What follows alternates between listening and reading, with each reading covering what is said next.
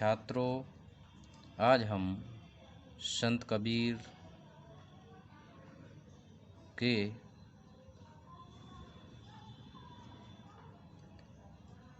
महत्वपूर्ण पद अवधू गगन मंडल घर कीजय की ससंदर्भ व्याख्या करेंगे। इससे पहले भी हम संत कबीर के महत्वपूर्ण पदों की व्याख्या की चर्चा कर चुके हैं, क्योंकि यह अत्यंत ही महत्वपूर्ण पद हैं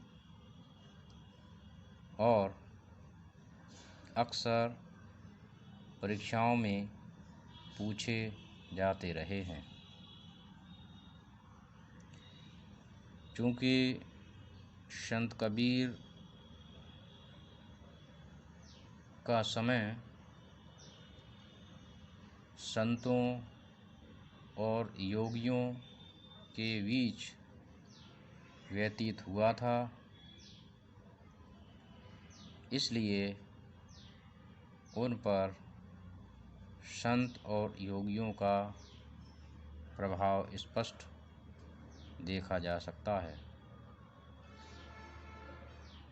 योग मार्ग का प्रभाव उनके पदों में परिलक्षित होता है। तो आज हम इस महत्वपूर्ण पद की व्याख्या करने से पूर्व पहले कठिन शब्दों के अर्थ जानेंगे, उसके बाद संदर्भ, प्रसंग, व्याख्या तथा विशेष को जानेंगे।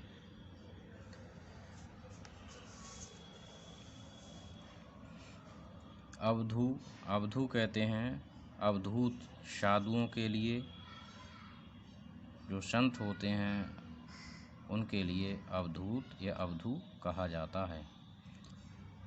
गगन मंडल का अर्थ यहाँ पर सहस्रार चक्र से होता है। सहस्रार चक्र हमारे मस्तिष्क में ऊपरी भाग में, मध्य भाग में योगी मानते हैं। अमृत सहस्रार जो चक्र है उससे अमृत झरता रहता है। वंक कहते हैं तिरछी और नाल कहते हैं नलिका के लिए।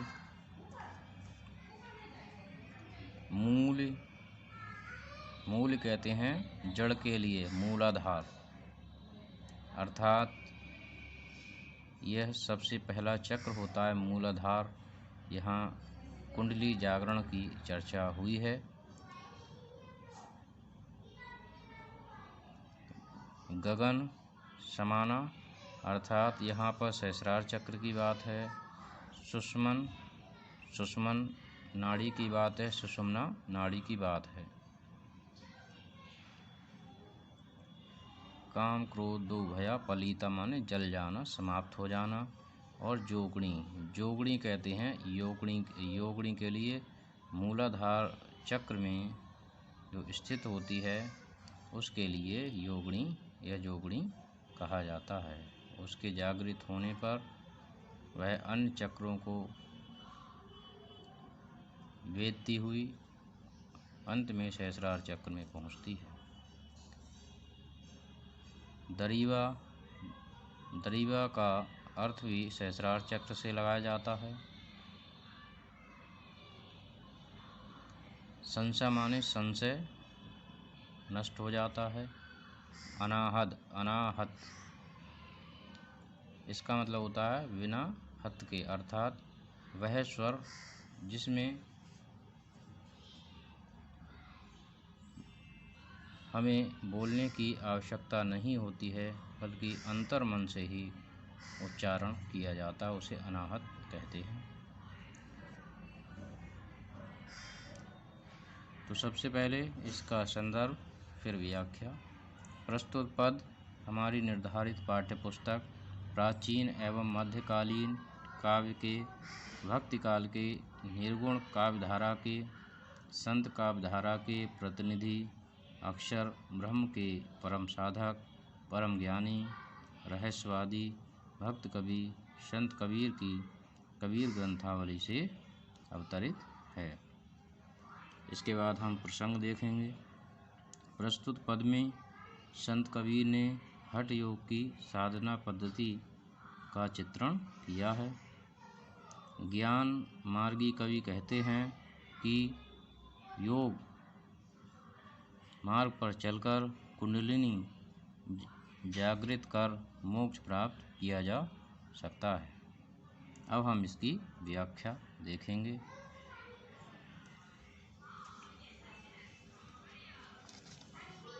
संत कबीर कहते हैं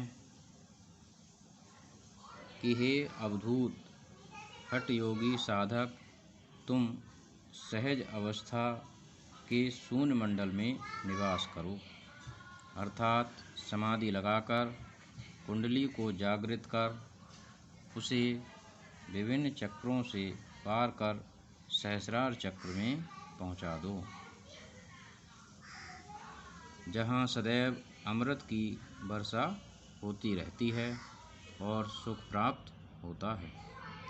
तुम्हें चाहिए कि अपनी सुषुम्ना नाड़ी के मार्ग से कुंडलिनी द्वारा इस अमृत रस का पान करो। मूलाधार चक्र से जागृत होकर सुषुम्ना के माध्यम से कुंडलिनी सहस्र दल कमल में पहुंच जाती है। सुषुम्ना नाड़ी वह नाड़ी होती है जब नाक के दोनों नलिकाओं में बराबर श्वास चलती है। उस नाड़ी में साधक अपनी कुंडलिनी को जागृत कर सहस्रार चक्र में पहुंचता है। काम और क्रोध आदि विकार जल जाते हैं जब कुंडलिनी शक्ति जागृत होती है। यह कुंडलिनी आग लगाते ही विभिन्न चक्रों का वेदन करते हुए सहस्रार चक्र में पहुंचती है। जिस प्रकार से एक पोत या जलयान जल को चीरता हुआ अपने उद्देश्य तक पहुंचता है, उसी प्रकार से कुंडलिनी शक्ति विभिन्न चक्रों का वेदन करते हुए सहस्रार चक्र में पहुंच जाती है। उसके बाद मन सहज अवस्था को प्राप्त कर सहस्रार चक्र राजभवन में पहुंचकर ब्रह्म रंध्र से झरने वाले अमृत रस का पान करता है।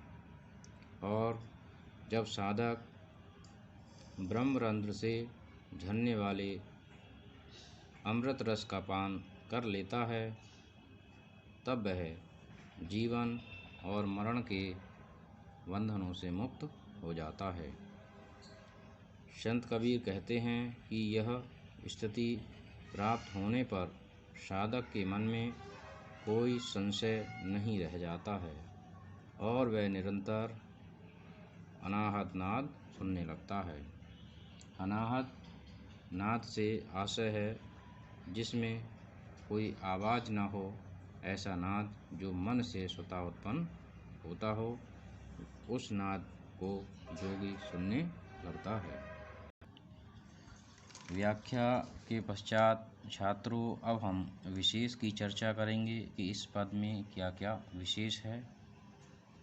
नंबर 1, प्रस्तुत पद में संत कबीर पर नाथ पंथ का प्रभाव दिखाई देता है। नंबर 2, हठ योग में कुंडलिनी जागरण की प्रक्रिया का अत्यधिक महत्व होता है। नंबर 3, हठ योग में मूलाधार चक्र, स्वादिष्ठान चक्र, मणिपूरक चक्र, अनाहत चक्र, विशुद्धि चक्र, आज्ञा चक्र, इन 6 चक्रों का भेदन कर कुंडलिनी शक्ति 7वें सहस्रार चक्र में पहुंचती है। नंबर 4, हठ योग में हा का अर्थ सूर्य और ठा का अर्थ चंद्र होता है। भाषा इनकी सदुक्कड़ी है। शैली प्रतीकात्मक है। रस इसमें शांत है। छंद इसमें गेयपद है और इसमें अलंकार भी देखने को मिलते हैं।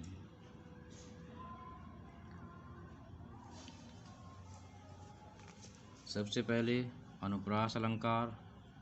तो अनुप्रास अलंकार काव्य में वहाँ पाया जाता है जहाँ पर कोई वर्ण या वर्ण समूह की आवृत्ति होती है, वहाँ अनुप्रास अलंकार होता है। जैसे सदा सुख में सा वर्ण 2 बार आया है, कहें कबीर में का वर्ण 2 बार आया है, तो यहाँ पर अनुप्रास अलंकार है। इसी प्रकार से रूपक अलंकार, जब उपमेय को उपमान का रूप दिया जाता है वहाँ पर रूपक अलंकार होता है। जैसे वंग किनाल रस में रूपक अलंकार है।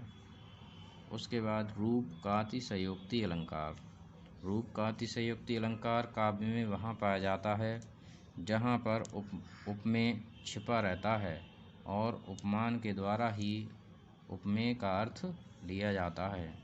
तो इस पद में रूप कातिशयोक्ति अलंकार भी है। तो छात्रों, मैं समझता हूँ कि आज आप ये व्याख्या पूर्णतः समझ चुके होंगे। धन्यवाद।